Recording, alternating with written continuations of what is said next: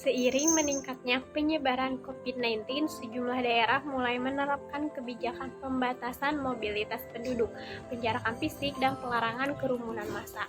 Akibatnya, banyak aktivitas pemerintahan, ekonomi, dan sosial yang terganggu.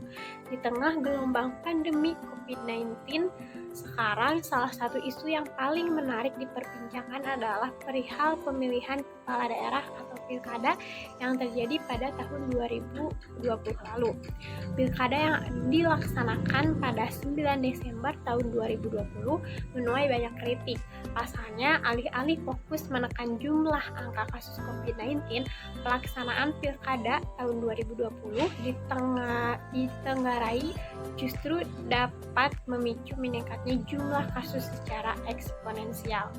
Meski demikian, menunda pilkada juga bukan suatu hal yang mudah.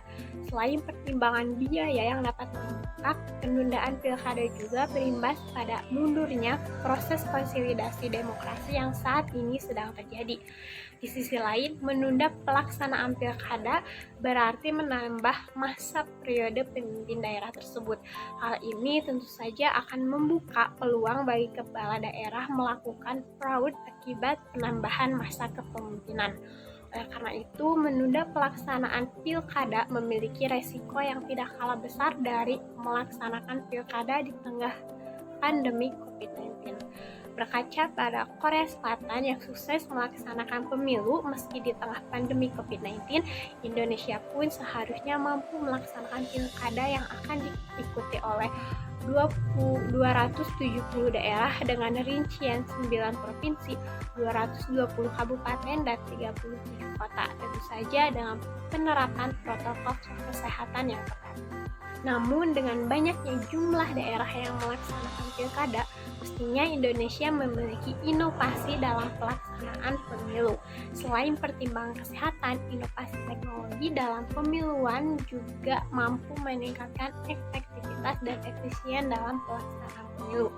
Dalam Undang-Undang Pilkada Nomor 10 Tahun 2016 tentang perubahan kedua atas Undang-Undang Nomor 1 Tahun 2015 tentang penetapan peraturan pemerintah mengganti Undang-Undang Nomor 1 Tahun 2014 tentang pemilihan gubernur, bupati, dan wali kota menjadi undang-undang. Pada pasal 85 disebutkan bahwa pemberian suara untuk pemilihan dapat dilakukan dengan cara memberi tanda 1 kali pada surat suara atau memberi suara melalui peralatan pemilihan suara secara elektronik. Pemberian suara secara elektronik sebagaimana dimaksud itu dilakukan dengan pertimbangan kesiapan pemerintah daerah dari segi infrastruktur dan kesiapan masyarakat berdasarkan prinsip efisien dan mudah. Ini berarti pemilihan suara dengan menggunakan e-voting atau dengan cara elektronik dapat diterapkan untuk pemilihan kepala daerah.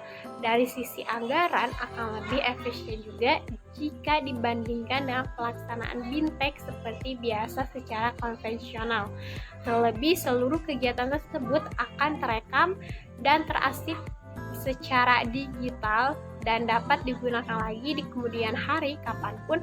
Hal ini tentunya menjadi salah satu keunggulan.